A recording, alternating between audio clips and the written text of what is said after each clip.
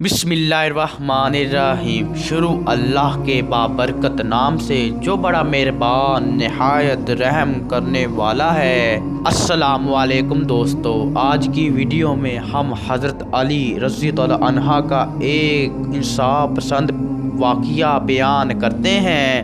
حضرت علی رضی اللہ عنہ جو کہ اسلامی تاریخ میں خلیفہ راشد چہارم کے طور پر جانے جاتے ہیں، اپنی حکمت، بہادری اور انصاف پسندی میں بے مثال تھے۔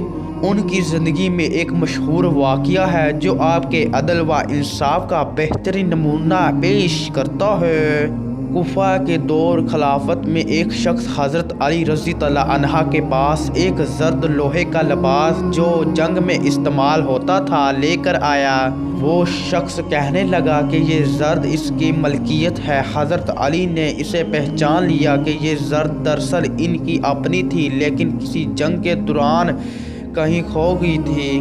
اس موقع پر حضرت علی رضی اللہ عنہ نے اسلامی تعلیمات کے آئین مطابق معاملہ حل کرنے کا فیصلہ کیا اور اس مقدمے کو قاضی شاہ کے سامنے لے کر گئے۔ قاضی شاہ نے معاملہ سنا اور ثبوت طلب کیا۔ حضرت علی رضی اللہ عنہ نے فرمایا کہ یہ زرد میری ہے اور اس کے گواہ میرے بیٹے حسن اور غلام کبینہ ہے۔ قاضی شاہ نے کہا، اسلامی قانون کے مطابق بیٹا باپ کے حق میں گواہی نہیں دے سکتا، لہذا گواہی نامکمل ہے۔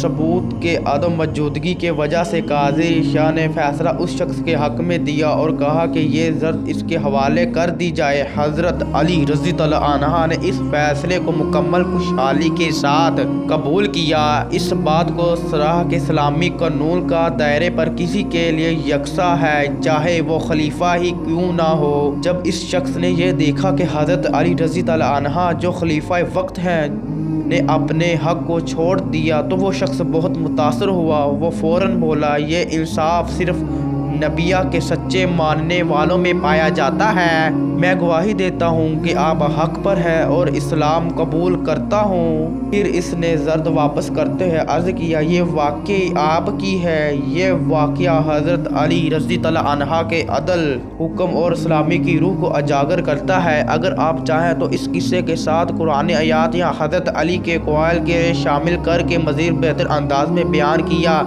جا سکتا ہے۔